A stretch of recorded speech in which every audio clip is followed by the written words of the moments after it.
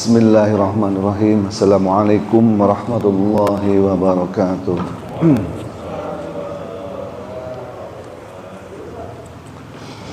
Alhamdulillahilladzi anzala ala abdihil kitaba wa lam yaj'al lahu iwaja. Wassalatu wassalamu ala sayyidina Muhammadin nabil mustafa wa ala alihi wa sahbihi wa man ihtada ma ba'd. Hadirin jemaah subuh yang dirahmati Allah Subhanahu wa taala.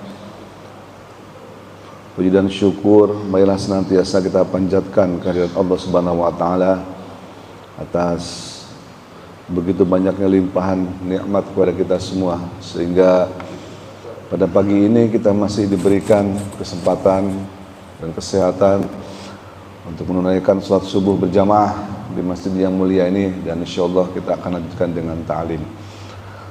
Salat dan salam semoga selalu tercurah kepada junjungan kita Nabi besar Muhammad SAW. Mudah-mudahan kita senantiasa istiqomah melaksanakan sunnah-sunnahnya, dan semoga di akhirat kelak kita mendapatkan syafaatnya. Amin ya rabbal alamin. Hadirin jamaah subuh yang dirahmati Allah Subhanahu wa taala, pagi ini kita akan belajar hal-hal yang sederhana, yaitu tentang kisah seorang sahabat.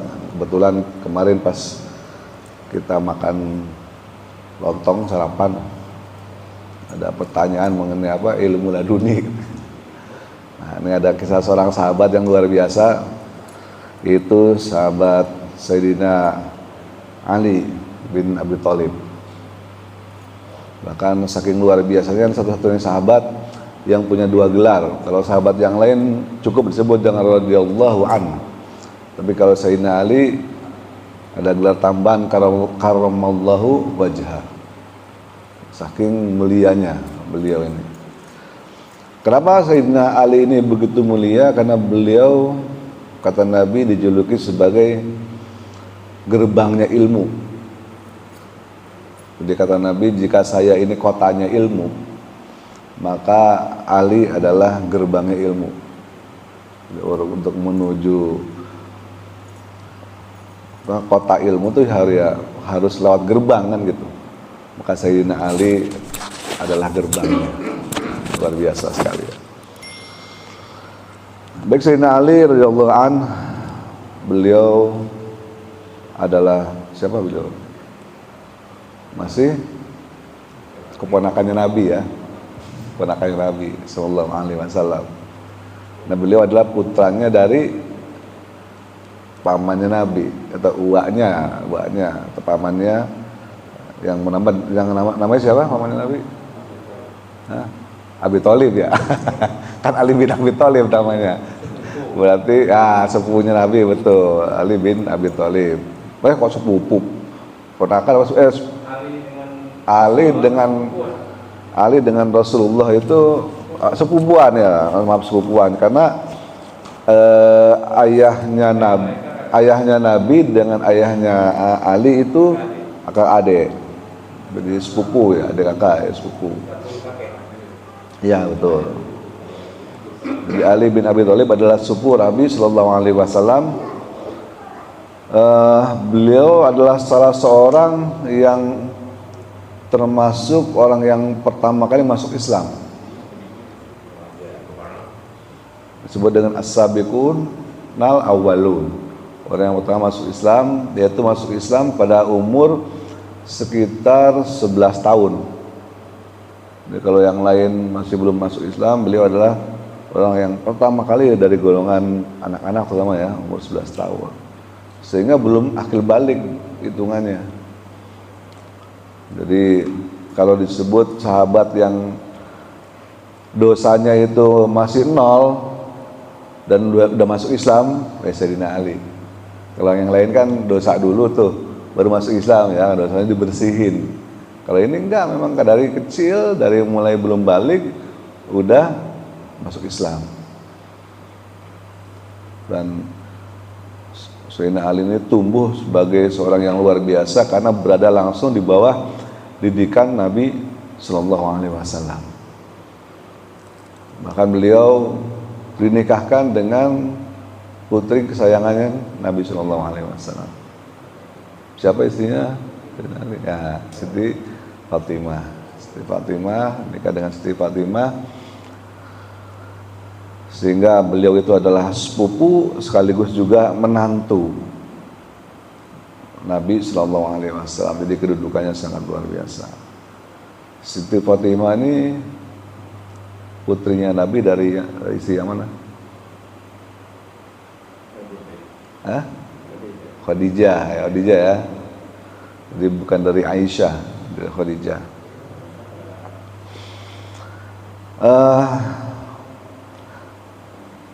Sangat luar biasa Sayyidina Ali itu disebut dengan gerbangnya ilmu.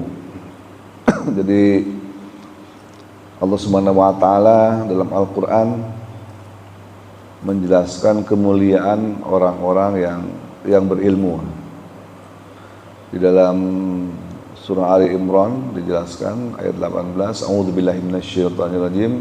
Syahidallahu annahu la ilaha illa huwa wal malaikatu wa ulul ilma qa'iman bil qist.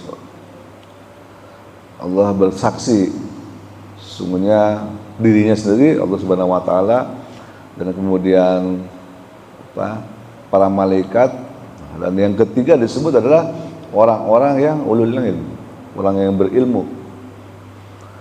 Jadi urutan orang ulama, orang berilmu itu urutannya nomor 3. Sebut setelah Allah sendiri, kemudian para malaikat, barulah orang yang berilmu. Dan jika Rasulullah ini gudangnya ilmu atau kotanya ilmu, maka Ali bin Abi Thalib ini adalah gerbangnya. Jadi sangat luar biasa beliaunya.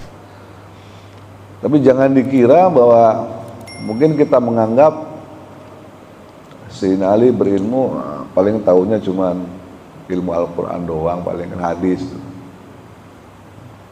Tahunya ilmu fikih dan sebagainya ya. Ternyata tidak. Nah, sewaktu kemarin kita ngobrol-ngobrol subuh itu, ada seorang Yahudi. Yahudi ini kan terkenal ya sampai sekarang nih, orang pinter-pinter gitu, cerdas ya, khususnya dalam ilmu matematika dan sebagainya gitu kan, fisika, kimia. Mereka hebat-hebat. Mereka pengen ngetes bener nggak Ali ini gerbangnya ilmu. Karena si orang Yahudi ini waktu itu diperintahkan sama gurunya, kamu cari orang yang bergelar gerbangnya ilmu. Kalau dia bisa menjawab pertanyaanmu ini, maka kamu harus mengikuti dia jadi muridnya. Tapi kalau dia nggak bisa menjawab pertanyaan ini, maka cuekin aja, itu bohong, berarti gerbangnya ilmu, cuma isapan jempol belaka gitu kan. Apa pertanyaannya? Kemarin pertanyaannya. Kalau kita misalnya yang simpel dulu, cari bilangan yang bisa dibagi 2 ya kan, dan bisa dibagi 3. Berapa bilangannya? 6 ya. Sekarang cari bilangan yang bisa dibagi 1, dibagi 2, dibagi 3, dibagi 4 sampai dengan dibagi 10. Mulai keriting. Ayo buka kalkulator silakan, buka komputer ayo silakan. Nggak harus genap, pokoknya ya harus genap, harus bagi habis, nggak koma, nggak ada komanya. Coba. Itu pertanyaan itu keluar di tahun 600-an Masehi. Nggak ada yang bisa ngejawab kecuali Sayyidina Ali yang bisa ngejawab waktu itu ya. Dan jawabannya bukan dengan kalkulus, bukan dengan trigonometri, bukan dengan aljabar, enggak dia jawabnya. Ayo.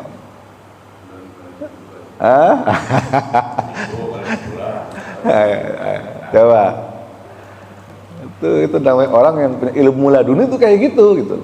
Biar kita tahu ya. Nah, jadi sahabat itu bukan cuma sekedar hafal Quran, hafal hadis gitu kan, berakhlak tinggi, rajin puasa, rajin tahajud, enggak. Ahli matematika juga gitu loh. Jangan dikira. Ya, jawabannya sederhana beliau. Senyum, jawab. Tanya Bang Yahudi gitu senyum aja. Coba kamu atau gitu ya, hitung jumlah hari dalam seminggu. Berapa tuh? 7, ya kan. Dikali jumlah hari dalam sebulan. 30, ya kan. Dikali jumlah bulan dalam setahun. Tuh. Berapa totalnya? Jumlah bulan dalam setahun 12. Nah, itu kali coba yang buat kalkulator ayo. 160. Berapa? 1 kali 7 kali 30 kali 12 kali 300. Kok 360 enggak? 7 dikali 30 kali 12 itu berapa?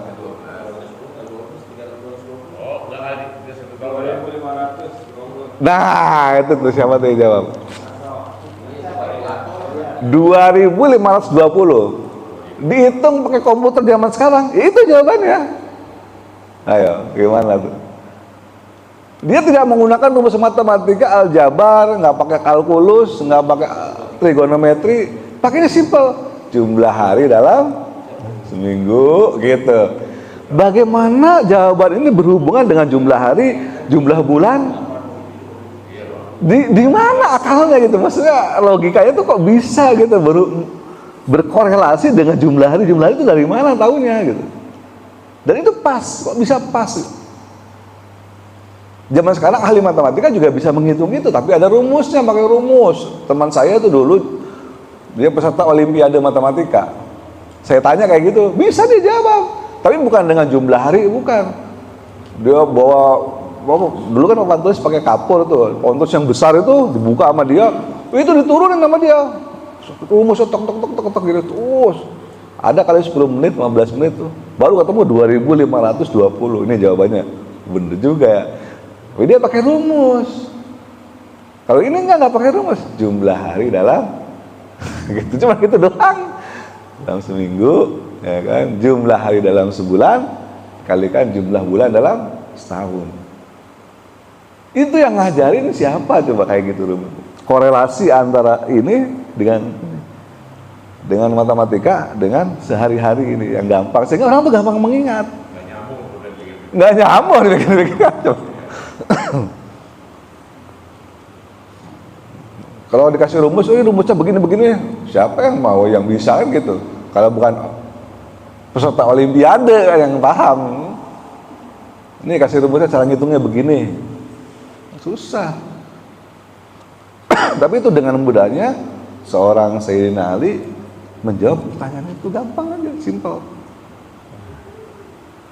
Akhirnya apa sih Yahudi ini masuk Islam, dia ikut jadi muridnya. Nah, ampun guru gitu, langsung suhu. Langsung gara-gara apa? Gara-gara matematika itu. Kalau Sayyidina Ali jadi begitu, apalagi Rasulullah ya, kalau ditanya. Jadi jangan dikira Rasulullah cuma tahu Al-Quran doang. Kalau tanya pertanyaan itu pasti bisa menjawab juga. Kenapa? Karena dari wahyu dikasih tahu kan. Kalau sahabat kan dari mana tahunya itu? Ya dari ilham. Ada yang kasih tahu, ilham begini. Langsung ngejawab. Tanpa harus bersusah payah. Kalau kita kan pengen bisa kayak gitu, mesti belajar dulu ya bertahun-tahun gitu kan. Belajar akar-akaran matriks. Ya kan? Kuadrat-kuadratan. Aduh, pusing dah pokoknya. Nah, baru bisa kejawab. Ini mah kagak. Dia bisa langsung menjawab dengan mudah pertanyaan itu. Bahkan dikorelasikan dengan hal-hal yang sehari-hari kita hafal. Simple.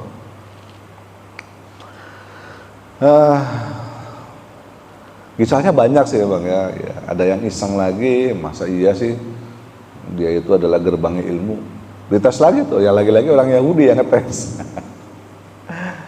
Ada beberapa orang Yahudi ngetes, coba kita tes lagi gitu. Kita tanya dia dengan pertanyaan yang sama. Kalau jawabannya itu sama, berarti dia nggak luas lah pengetahuannya gitu. Jadi kalau jawabannya beda-beda, pertanyaan yang sama nih, jawabannya beda-beda. Oh, berarti dia memang benar orang yang luas ilmunya. Jadi bersepakat tuh beberapa orang Yahudi itu. Tapi nanya atu-atu ya, jangan barengan, nggak enak. Lu dulu kayak gitu. Yahudi pertama ya udah masuk dia ketemu Sayyidina Ali kan. Baik, Ali, saya mau tanya pertanyaan yang sederhana, pertanyaannya nggak simpel gitu.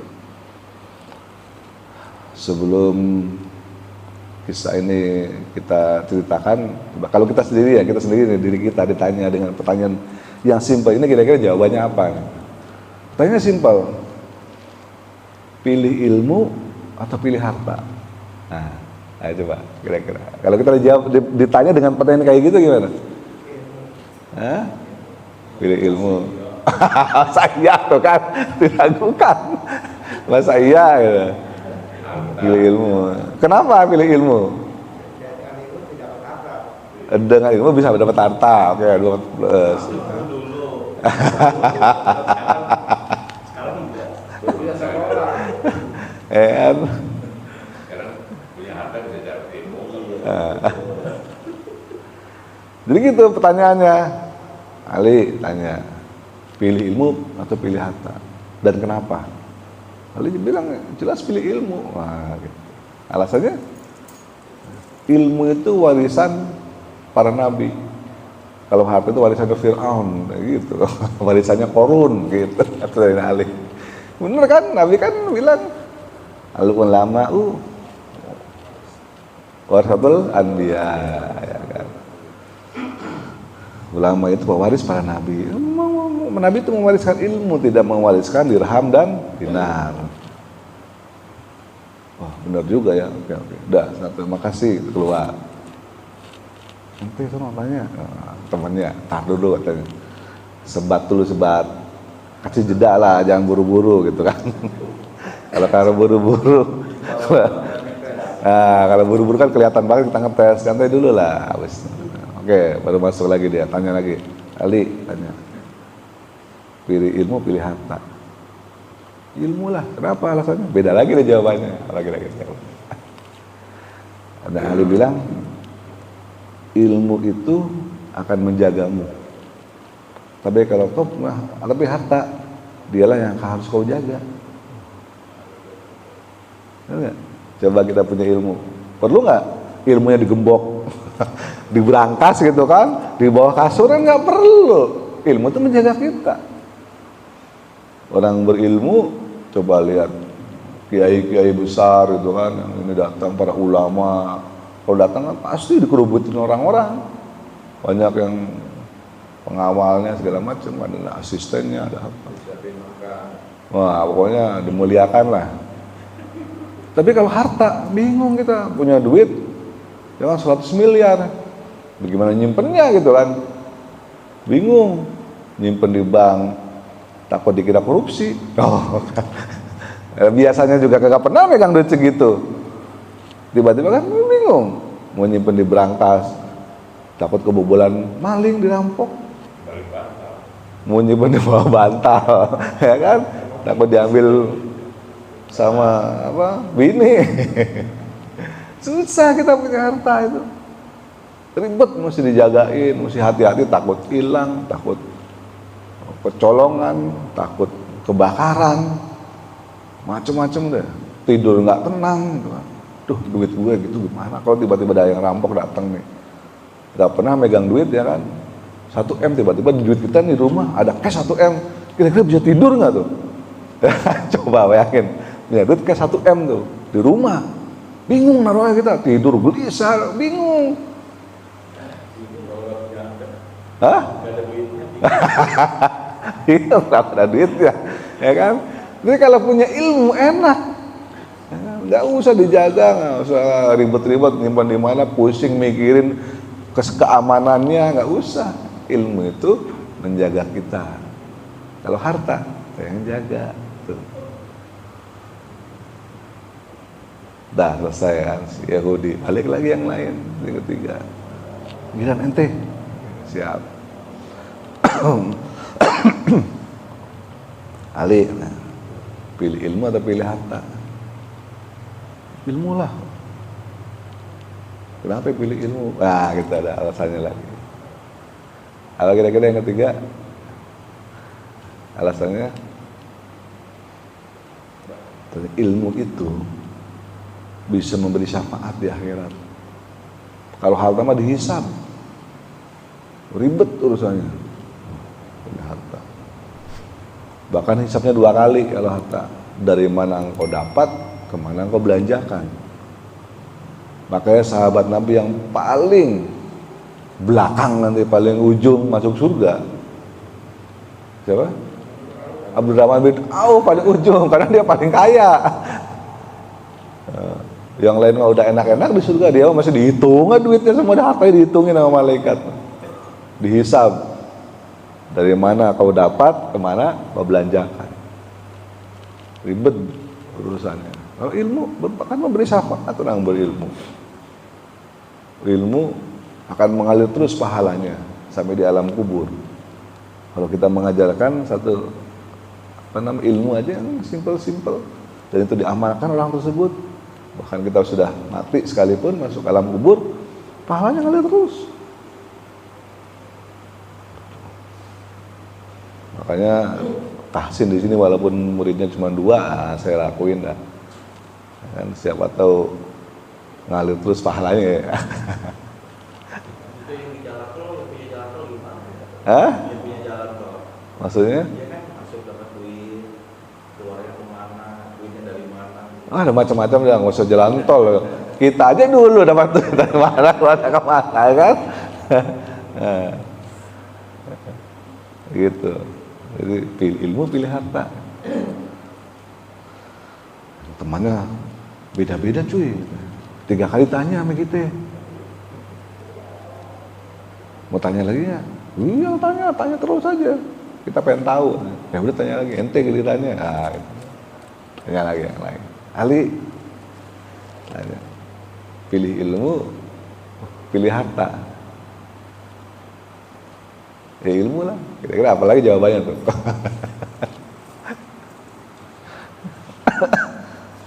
Kenapa pilih ilmu, tidak pilih harta? Ada yang tahu jawabannya lagi? Selain yang tadi, bingung kan? Habis. Ya pilih ilmu lah. Kenapa pilih ilmu? Kalau ilmu dibelanjakan nggak habis. Coba kita ngajar, kita punya ilmu nih, kita ajarkan ke orang lain, kita bagi-bagi ke orang lain, habis ya ilmunya. Maka malah makin nambah. Kita makin apal, kita makin paham. Kalau coba harta, punya duit 100.000, kita beliin gorengan, habis kan, beli tahu, habis.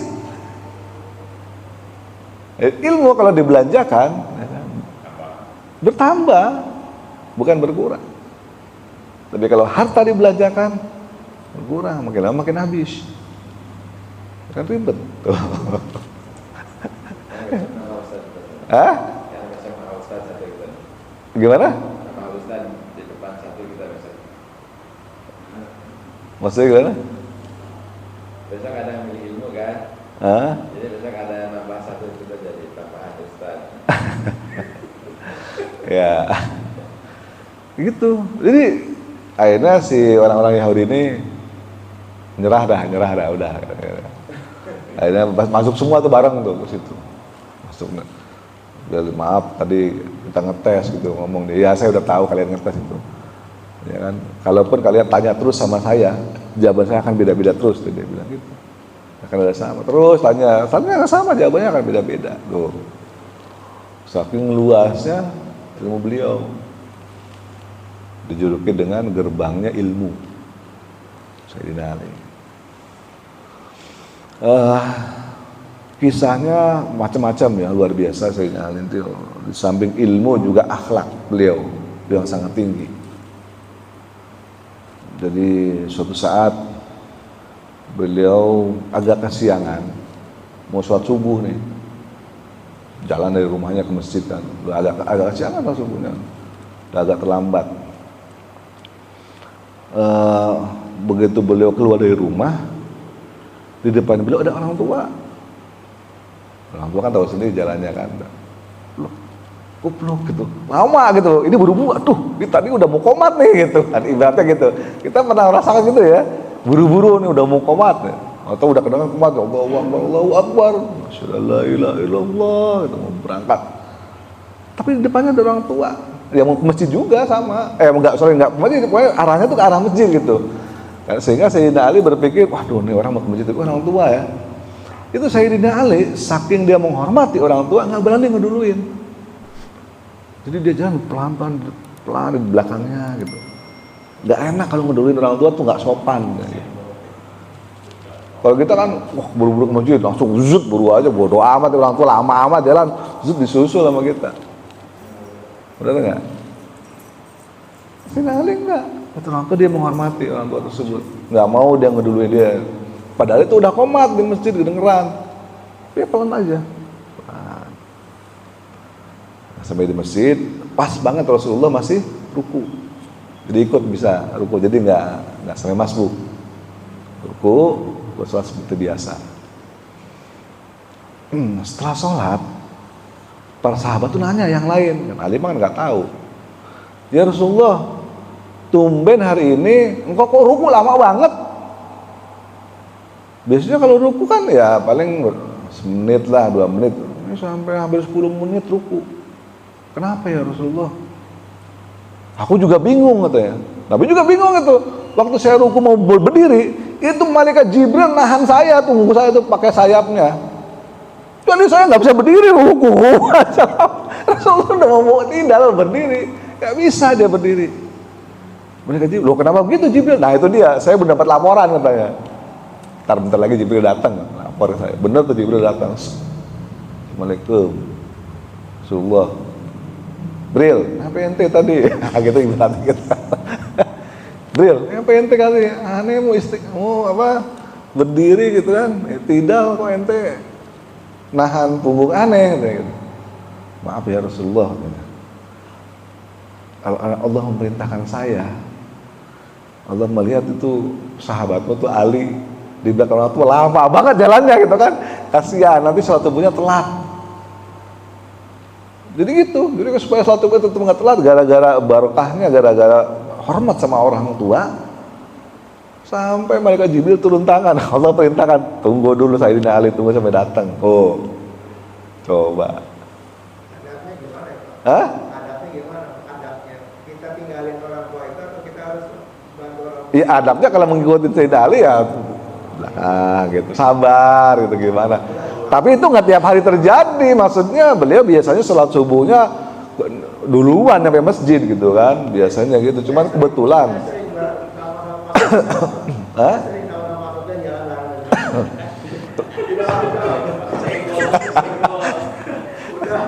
Udah mau masuk masukkan jalan-jalan Lah itu bedanya kita sama Sayyidina Ali, di situ bedanya. Ya kan? Kalaupun kita langkahnya pelan-pelan di belakang orang tua, tetap aja imam saya nggak akan ditahan punggungnya atau sama tadi Rahman gitu kan, nggak akan tahan. Oh Tuhan beliau, iya. Makanya kalau belakang Pak Motor harus sabar. Karena solusinya digendong. Waktu dia beberapa kali yang didapatnya itu, waktu hari itu mengeluarkan itu, saya angkat, ayo bangun, jalannya. Masuk ya gitu ya. Ini luar biasa tuh, karomahnya tuh luar biasa. Jadi orang-orang seperti itu selalu diperhatiin sama Allah, diperhatiin.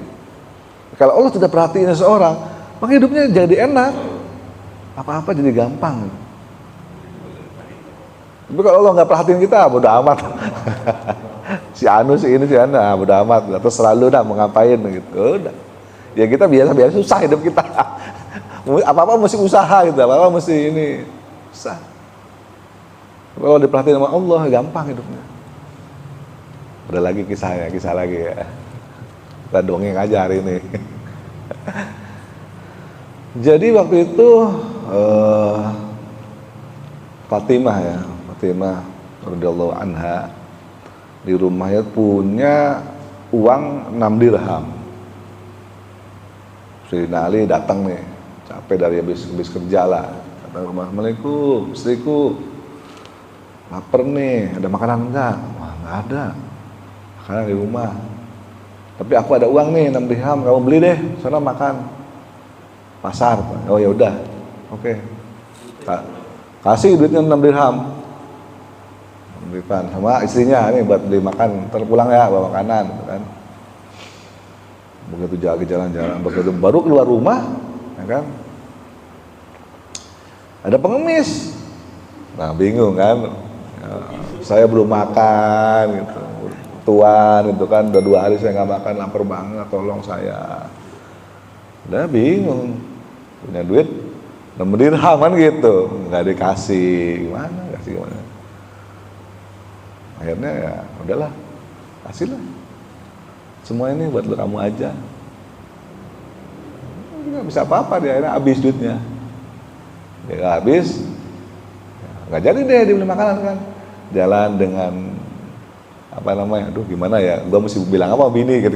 Pasti kan gitu, namanya juga suami sama istri kan, gua mesti alasan apa nih sama bini gitu. Nah tiba-tiba pas lagi dia jalan, ada orang bawa onta.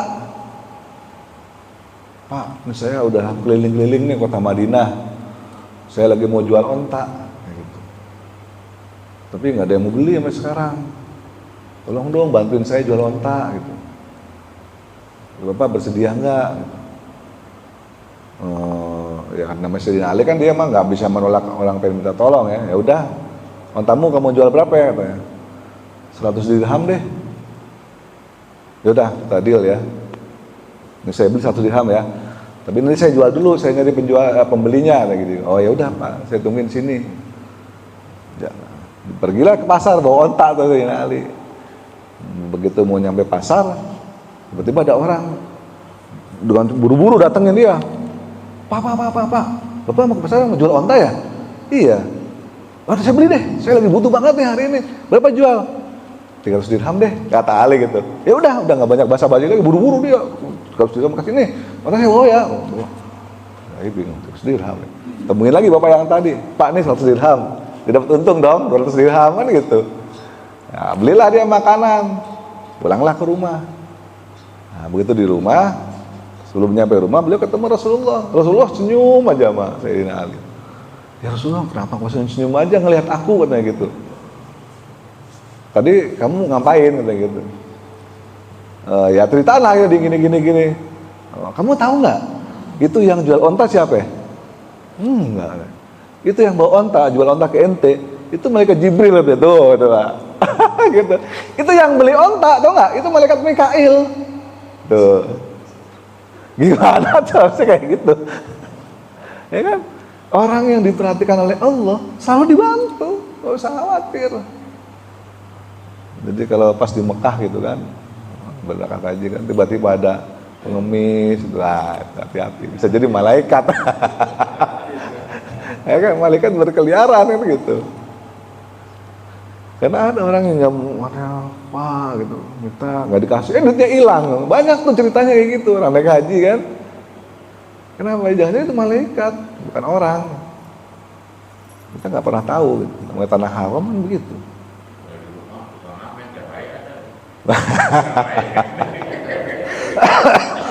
Kalau kita kan beda. Ada tukang ngamen bilang, maaf ya bang, maaf bang.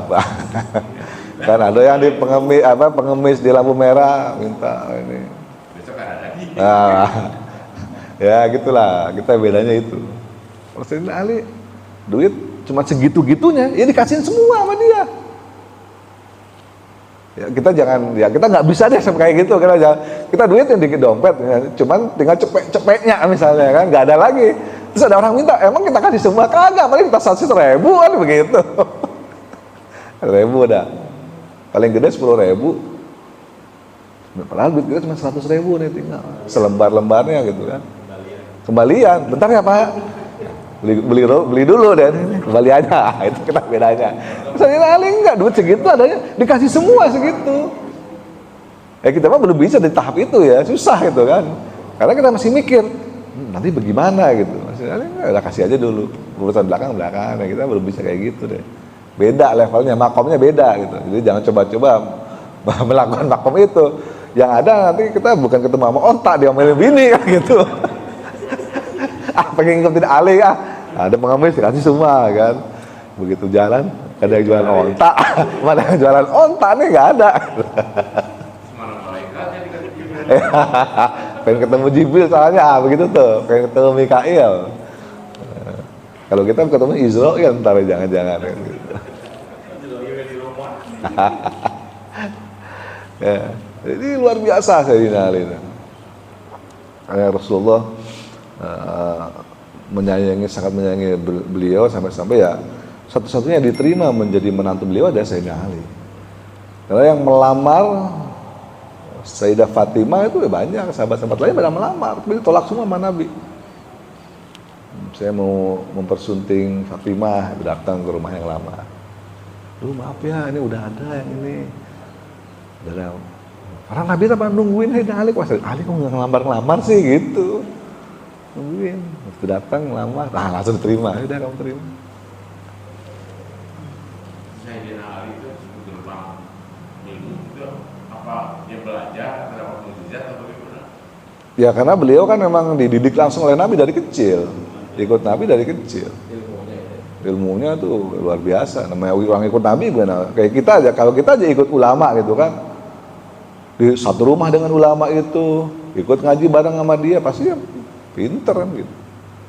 Jadi bukan kalau kita sekarang buku atau apa gitu. Oh enggak, emang sehari-hari hidupnya sama Nabi. Google Gitu. langsung gitu ya. Langsung belajarnya. Jadi banyak sekali kisahnya yang memang bisa kita jadi ambil sebagai hikmah.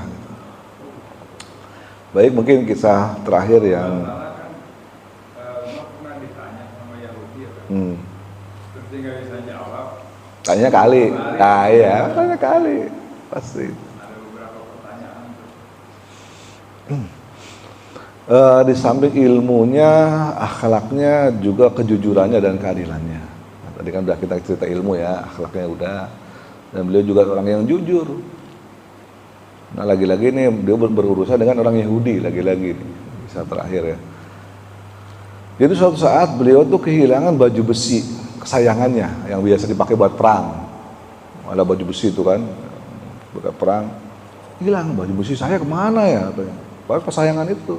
Cari nggak ketemu, tanya tetangga, tanya saudara semua nggak ada ketemu. Suatu saat dia pas Sayyidina Ali lagi ke pasar, dia ngeliat, wih itu baju besi gue tuh dijual sama orang Yahudi. Lagi lu orang Yahudi lagi. Dia langsung marah kan, deketin. Kamu ini baju besi dari mana dapatnya nih? Nah, pasti kita tahu dong barang kita kan, bayangin. Kita punya motor hilang. Kita tahu motor kita ada di tempat itu kan kesel banget. Nah, itu motor gua ada di sini dijual gitu. Pasti kita tahu gitu. Ini tiba-tiba, Bang, ente dapat dari mana ini baju? Ya aneh dapat itulah, dapat beli apa segala macam alasan. Enggak mungkin ini baju aneh nih. Ente nemu di mana yang benar nih? Gitu. Anu enggak. Udah pokoknya kita ngadep ke hakim. Kita perkarakan, tuntut pengadilan gitu. Setelah ente, pokoknya ini baju aneh. Nanti punya bukti apa pemilikannya, surat-suratnya mana gitu. Istilahnya kalau zaman kita BPKB-nya mana? Nggak ada BPKB juga yang 3 punya gitu. Pengadilan, udah pengadilan tuh berdua. Pada waktu itu Sayyidina Ali udah jadi khalifah keempat. Khalifah dia. Dia punya kuasa namanya khalifah. Ada pula ke hakim, sidang. Kata hakim, Bang, jangan jual di pasar gitu kan. Itu dari mana baju dapatnya? Ya aneh belilah sama teman segala macam lah. Pokoknya ada ceritanya macam-macam dia muter-muter. Oke, Ali, khalifah gitu kan. Amirul Mukminin. Panggil aja Amirul Mukminin, orang dia bosnya kan gitu. Amirul Mukminin, ada buktinya nggak? Antum membawa ini kepemilikan? Ya nggak ada sih. Tapi aneh mengenali katanya, ini memang baju yang biasa aneh pakai kalau perang. Tuh ada, lihat tuh. Ini di sebelah sini nih pernah kena pedang nih tuh ada goresannya gitu. Sebelah ini pernah ditombak nih ada bolongannya dikit. Tahu ya. Tapi ada bukti kontak-kontaknya nggak ada. Ya kalau nggak ada ya nggak bisa deh. Mohon maaf ya, Amirul Mukminin. ini tetap milik Yahudi. Oh gitu ya, ya udah deh, gitu. Padahal dia presiden. Nah, ya kan? Yang memutuskan adalah hakim. Presiden harus patuh pada hukum. Kalau hukum mengatakan ketok palu pengadilan, tek inkrah, ini miliknya Yahudi, ya udah, ya udah deh. Hah? Pengadilan udah disetting. Kalau di kita kan begitu, ya kan? Yang mau jadi saksi itu kan presidennya misalnya, gitu misalnya. Ya, pasti udah disetting, dicolot kamera gitu. Ini enggak, oh ya udah deh, ada pasrah. Ya udah senang banget tuh pulang. Begitu nyampe di luar pengadilan dia langsung nyadar ya, gua salah nih, gitu. Akhirnya dia balik lagi. Amirul Mukminin, maaf ya, ini sebenarnya bajumu. Waktu kamu mau perang, waktu itu mau naik kuda, kan baju dicantolin tuh di kuda, ini baju jatuh. Terus saya ambil. Saya baru tahu ternyata Islam itu adil ya. Sampai presidennya sendiri aja ya nggak berani melawan hukum. Kalau kata hukumnya keputusannya milik, ini nggak peduli mau jabatannya presiden, mau jabatannya menteri, mau jabatannya apa. Dan kok sebagai khalifah, sebagai Amirul Mukminin mau mematuhi itu, tidak menggunakan semena-mena gitu kan, tidak menggunakan powernya, tidak menggunakan kuasanya untuk menekan saya, untuk mencoba memenangkan perkara ini gitu. Ya apa adanya aja, adil gitu. Islam itu ternyata adil. Nah, saya kembaliin bajunya nih, terus masuk Islam dia. Saya sadar. Itu berkahnya, jadi orang Islam tuh nggak perlu dakwah begini debat. Mana banyak tuh debat zaman sekarang ya. Nah, ya kan, nggak usah, cukup dengan buktikan Islam itu seperti apa. Orang akan tertarik dengan sendirinya. So Islam dia. Nah orang Yahudi tadi yang sholat subuh itu dia orang Nasrani, bukan orang Yahudi. Begitu udah nyampe masjid, dia belok ini. Lah, gue pikir orang Islam, tahu gitu nggak usah gue tungguin gitu, dia keselanjutan dalil. Tadinya bukan orang Islam, gitu mau ke masjid gitu kan bareng, nggak enak ngeduluin. Ataunya dia belok, masjidnya lurus dia belok gitu kan. Tuh. Jadi itulah gambaran seorang sahabat yang mulia, ilmunya luas, kan? Kemudian orangnya juga jujur dan adil. Dalam keadaan biasa aja kan? Hidupnya biasa aja, hartanya nggak punya. Biasa aja, orang duitnya cuma punya 6 dirham. Bahkan waktu melamar Fatimah itu dia bingung mau ngelamar pakai apa, nggak punya apa namanya, nggak punya apa mahar. Punya. Bingung. Ya akhirnya maharnya baju besinya itu jadi mahar. Memang nggak punya harta dia, emas nggak punya, harta nggak punya. Hidup miskin. Iya sama begitu, dia mah nggak berubah. Jadi Amirul Mukminin, sahabat yang kaya itu kan cuma Utsman bin Affan yang kaya. Yang lainnya biasa. Umar bin Khattab juga sama. Anaknya itu minta, coba bayangin kalau anak kita nih. Pak, malu nih baju adek, udah ada tambalannya. Coba bayangin, anak presiden bajunya tambalan, baju sekolah. Malu sama teman-teman gitu kan. Papa kan presiden, beliin ke baju ada yang bagus gitu kan, ganti baju itu tambalan begini, udah jadi ditambal karena robek. Aduh, bapak nggak punya duit. Ntar deh, aneh minjem dulu ya, bapak pinjam dulu ya sama kas negara gitu. Baitul Mal, bendahara, pinjemin duit dong, ntar bulan depan bayar ya dari gajian. Kan udah gajian, zaman Umar tuh gajian semua pejabat, tentara-tentara tuh digaji. Ntar pas gajian potong gaji ya. Kata bendahara nih yang masih Umar, Amirul Mukminin, emangnya ente tahu ente matinya masih bulan depan lagi? Iya juga ya, gimana kalau ente yang termati nggak bisa bayar duit ini gitu kan? Ya udah nggak jadi deh, gitu. Bilang sama anaknya, nah, emangnya ente tahu kalimat yang sama, ente mau matinya kapan gitu kan? Emangnya kalau baju robek terus ini, oh iya, anaknya udah, iya, udah.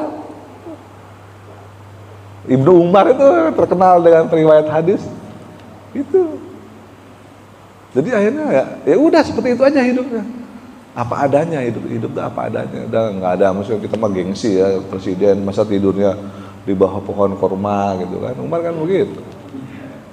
Makanya kan ceritanya di ceramahnya Zainal MZ kan begitu. Ada yang lapor masalah tulang, dikasih tulang doang gitu, lapor orang Yahudi dari jauh-jauh dari Madinah kan, dari Mesir orang dari Mesir, gara-gara digusur, rumahnya digusur sama proyek pembangunan masjid. Gusur aja tuh orang Yahudi, mau dibeli nggak mau tanahnya kan gitu. Mau dibeli, tanah lu berapapun tanah lu jual, gua beli. Ini buat masjid nih, buat orang banyak, buat rakyat gitu kan. Enggak, pokoknya gua nggak mau jual nih tanah. Orang Yahudi lagi yang Yahudi. Enggak, pokoknya lu buat tanah segini-gini nggak jual. Akhirnya digusur sama Amirul Mukminin di Gubernur Madinah waktu itu, Ammar bin As namanya. Begitu digusur langsung protes dia, waduh nggak bener nih kayaknya, gua mendapat kezoliman, gua dizolimi, lapor sama presiden, lapor dia, lapor sama pusat itu kan, dari Mesir datang ke Madinah nyari mana nih Amirul Mukminin, mau lapor, ketemu Amirul Mukminin, dia nggak tahu kalau itu Amirul Mukminin, ada orang tidur di bawah pohon korma, gitu, di gerbang kota Madinah, begitu masuk gerbang Madinah, bang, maaf mau tanya, rumahnya Amirul Mukminin di mana ya? Emang ngapain ente kan gitu. Emang ngapain ente? Ini mau lapor apa? Anu, oh gitu. Udah ente ambil tulang tuh di tempat sampah no, tulang onta no, gitu kan. Ambil tulang. Apaan ambil tulang? Udah ambil aja, jangan banyak tanya. Galak. Ambil tulang. Belanja pedang dia. Digaris tulangnya tuh, set. Bilang nih ya, kasihin tuh Ammar bin As. Nih dari Umar bin Khattab nih, saya khalifahnya, saya Amirul Mukminin. Kaget. Mukminin, maaf. Dah nih bawa sana. Bilang Ammar bin As, bawa ini. Bawa tulang, ngapain tulang? Udah bawa aja pokoknya. Kalau setelah dikasih tulang ini dia masih begitu juga, lapor lagi ke saya. Oh iya, udah. Begitu Ammar bin As kasih tulang. Gubernur, apa? Aneh udah dari pusat lapor. Kenapa lapor? Nih, tulang. Ngeliat tulang tuh gemeter Ammar bin As, keringet dingin, muter badannya, pucat. Ya udah makin bingung deh, kenapa tulang doang kok pucat gitu kan. Aduh, ya udah, lu ngapain pakai lapor-lapor ke sana kayak gitu. Ya habis aneh digusur. Lu tahu nggak mana tulang ini? Lu lihat tadi garis lurus. Ini Umar bin Khattab nih bilang sama saya nih seolah-olah, gubernur, jangan mentang-mentang jadi gubernur ya. Lu itu terdiri atas tulang dan daging, gitu loh. Kalau lu nggak mau berbuat lurus, gua akan ngurusin tulang lu pakai pedang. Oh, gimana gak gemeter tadi gitu kan? Langsung, proyek diriin lagi rumah, nggak jadi gusur, diriin lagi rumah. Ya udah bingung, wah sampai segitunya Islam tulang doang, gara-gara tulang doang, Islam tuh ternyata adil ya. Ya udah deh, ini udah deh, nggak usah dibalikin rumah saya, ambil aja deh, gusur semua nggak masalah, nggak usah dibayar saya tuh. Dan mulai saya masuk Islam, gara-gara tulang masuk Islam ya. Coba, kenapa? Balik lagi kenapa? Keadilan. Umar bin Khattab sama, sahabat Nabi itu sama semua kayak begitu kelakuannya. Susah gitu untuk contoh, nggak bisa. Kita kan Masjid Anas nih mau dilebarin, rumah siapa yang bisa digusur ya. Ya kan, nggak peduli kita mau adil kayak mau kagak kan gitu. Beli murah, alasannya apa? Buat masjid, alasannya begitu. Nggak boleh, walaupun buat masjid mau buat apa nggak boleh. Main gusur aja ya, kecuali orangnya mau digusur gitu kan, bersedia, oke, Bank Masjid bersedia jual tanah sekian gini. Kalau sekarang mah ya banyak tuh orang masjid dijual ada. Saya bingung tuh, ada pelangnya tuh, masjid ini dijual coba. Gimana ya tuh? Saya bingung gitu saya. Makanya kan, masjid kok dijual. Mungkin Anas juga ini kalau jadi sengketa kan, ini kan tanahnya belum wakaf. Jangan-jangan besok-besok ada pelang itu masjid ini dijual.